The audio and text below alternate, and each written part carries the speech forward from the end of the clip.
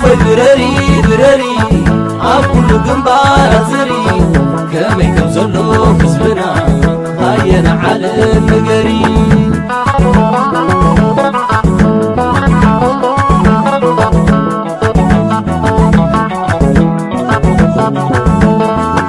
عوفي برري برري أقول جنبار زري كم يكمزلو حزبنا هاينا على المجري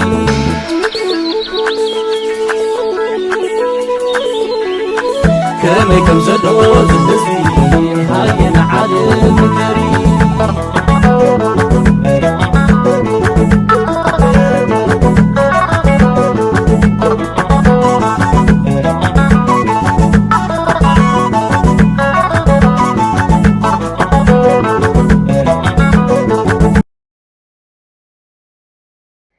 هلو تيك توك ويكا طق طق እንታይ ይበሃል ኣሎ ብዙሕ ፅቡቕ ኣይትሰምዐኒ ኢኻ ሕማቕ ዲሰምበር ጃንዋሪ ቁሪ በረድ ማይ ንፋስ ቫይረስ ተጠንቀቁ ብፍላይ እቶም መኪና ትዝውሩ ተጠንቀቁ ቀስ ኢልኩም ክሂዱ ኣይትተሃወኹ መንገዲ ጥዕና ዓመት ኪዶ እምበር ብዙሕ ሰብ መውት ኣሎ ኣብ ካናዳ ኣሜሪካ ኣውሮፓ መኪና ይጋጨው ኣለዋ ብዙሕ ሰብ መውት ኣሎ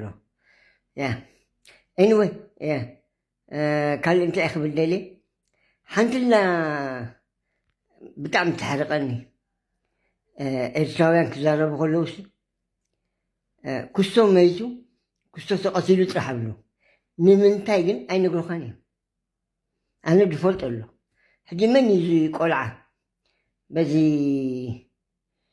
ሓንቲ ኦም ቆሪፅካ ኢሎም ያፌት ዝበሃል ኦም ቆሪፅካ ኢሎም ሻዕብያ ቀሲሎም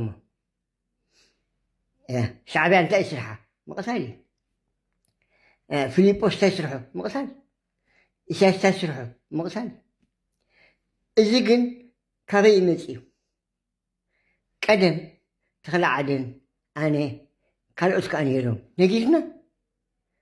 ነጊርና ብዛዕባ ሻዕብያ ግደፉ ምስ ኢትዮጵያ ሕሸና ምስ ሃይለ ስላሴ ምስ መንግስቱ ሃይለ ማርያም ይሕሸና ኢልና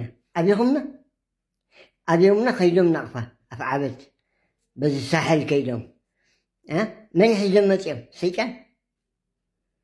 ሰይጣን ሒዞም መፅኦም በዓል ገሳት ደናቁር ሕልና ደይብሎም ሒዞም መፅኦም መን የብልዖም ነይሩ ህዝቢ ኤርትራ ምግቢ ደብፅሓ ነይረን ለይቲ ኣብሊዖም እቲ ጠበቕ ዝነበረ ገበል ኮይኑ ሕጂ ረኣይዎ ጠፊኣት ዓዲ በዚ ዓድና በዚ ፅንዓ ደገለ ኩሉ ገዛውቲ ዓፂኦሞ ወድኺ ሰብኣይኪ ኣምፅዮ እንዳበሉ ይጭፍጭፍዎም ኣለዉ ፅቡቅ ገበሮም ኢዶም እዩ ኣነ ፈልጦ ፅንዓ ደግለ ቀደም ግደፉ ተባሂልና ካብ ሰገነይቲ መፅኦም ናይ ኢሰፓ ግደፉ ኣይትሕብእዎም ንሻዕብያ ከምኡ ኢሎምና እንታይ ኢሎምና ሎሚ ትሓብእዎም ኣለኹም ፅባሕ ካብኦም ክትሕቡ ኢኹም ሰምታይ ተኽለ ዓደን ነጊሩና እዩ ፍሉጣት እዮም በዓለ ገሻት ደናቁር ሓሰውቲ ቀናኣት ኤኒዌይ ኣምፂኹሞም ከተማ ኣትዮም ካብ በዓቲ ዝመፀ ሰብ ጨካን እንደቂ ስመራ ውፅኦምና ኣነ ንፍዐ ነይረ ፅቡቕ ነይረ ንእሽተይ ዕድመይ ወሲዶሞ መን ሻዕብያ ንሻዕብያ ደምፅዋ ኸመኒ ህዝቢ ኤርትራ ግደፉ እንዳበልና በዲልኩም ኢኹም ኤርትራውያን ብእውነት ኣነ ግን ስቕ ኣይበልኩን ንዓይ ዝበደልኩም ባፅዕ ምስ ተተሓዘት ወዲቐ ኣነ ፈልጥ ኢና ሻዕብያ እሪኦም ነይርአ ኣብ ዓድና እሪኦም ነይርአ በዚ ፅንዓ ደግለ ሻዕብያ እሪኦም ነይርአ በጊዕ ድምፀኻ ኢሎም በትሪ ገይሮም ክሳድካ እዮም ዝሃርሙኻ ነይሮም ኣድጊ ሃባ ገመል ዝሃብከና ኢሎም ንሓደ ቀቲሎሞ እዚ ብ85 86 أنا قدفوا بنيري لحتى خلعدن ካልኦት ነይሮም ሕያወት በጃኹም ጉደፉ ኢሎም ኣብ ዓለም መቃብሩ ዝፍሕር ኤርትራዊ ጥራሕ እዩ። መቃብርካ ኣይትፍሕሮን ኢኻ ሰብ ዝፍሕረልካ፣ ግን ኣብ ዓለም መቃብሩ ዝፍሕር ኤርትራዊ ጥራሕ እዩ። ግደፍ እንዳበልካ ኣቦኻን ኣዴኻን ገዲፍካ ባንዴራ ሒዝካ ትስዕስዕ ዘለኻ ብፍላይ ደቂ ኣንስትዮ ብእውነት ባንዴራ ሒዝክን ኣብ ስደት ትስዕስዓ ዘለኽን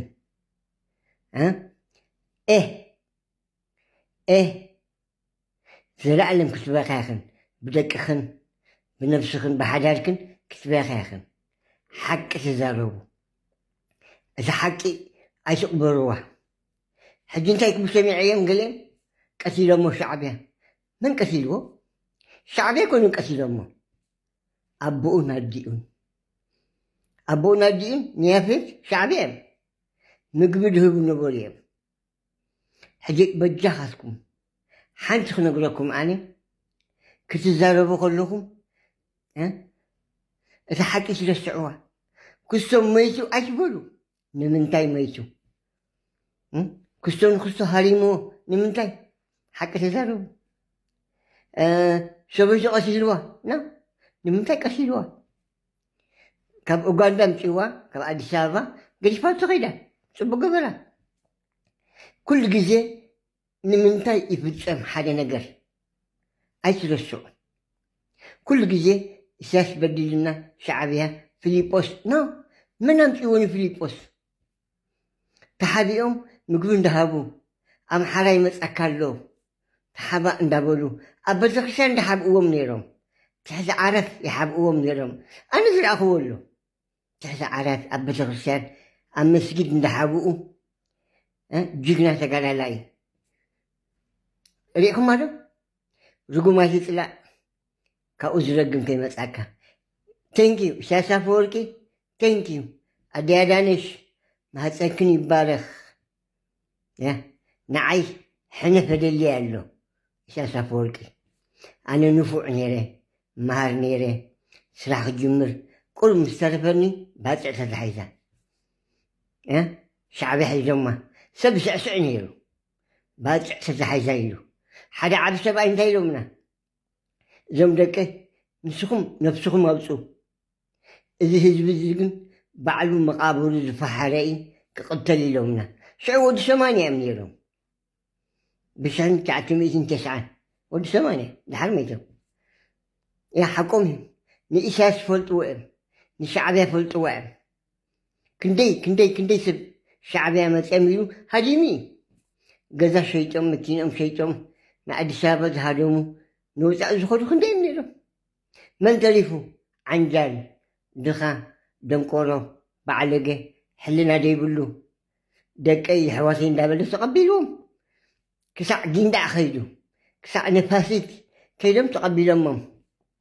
ብእውነት ኢሳያስ ኣፈወርቂ ከዓ ብፈታዊ ይጅምር ንኩሎም ካበሊዕዎም ቁማር ኢልዎም ሃይማኖቶም፣ ቋንቋኦም፣ ዓዶም፣ መሬቶም፣ ገዝኦም፣ መኪኖኦም ብምሉኡ ቁማር ገይርዎም። ፅቡቅ ገበሮም። G15 ቶም ዝኸፍኡ ግን መርገመ እዩ። ሕጂ እውን ኣብ ስደት ኮንኩም ሃገረይ ትብሉ ዘለኹም ባንዴራ ሒዝኩም ብእውነት መርገመይ ኢድንጉ እምበር ክትርኢኹም። ብፍላይ ደቂ ኣንስትዮ ብደቅኽን ከይተሓዝና ተበዲለ ኣይከይድን እየ ዮናስ ቀደም ነጊሮም በዓል ተኽለ ዓደን ሻዕብያ እንተመፅያ ዝተርፍ ሰብ የለን ኢሎምና ነጊርና ቀና ኢሎምና ከዳዕ ኣምሓራይ ይሰፓ መን ከም ኤርትራዊ ሃገር ኣላትና ሃገር ኣለኩም። ኣብ ኡጋንዳ ክንደይ ኤርትራዊ ኣሎ? ኣብ ኣዲስ ኣበባ ክንደይ ኤርትራዊ ኣሎ? ኣብ ሱዳን፣ ኣውሮፓ፣ ኣሜሪካ ኤርትራዊ የለን ኣብ ዓዲ።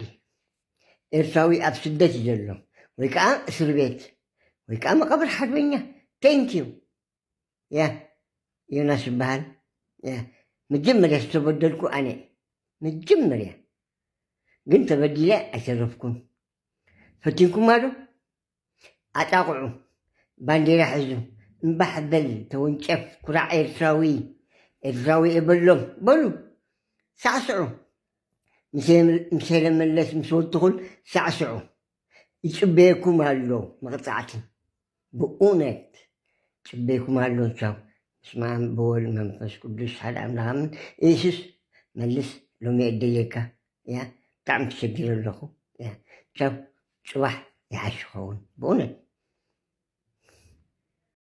عوفي براري عبكل جنبار زري كما يكمزلو كسبنا هاينا على المقري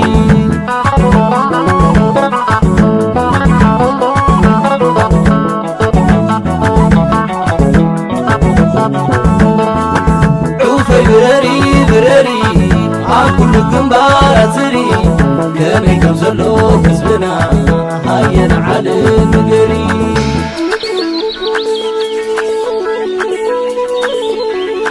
كما يكمزلو زدزي هاينا على المقري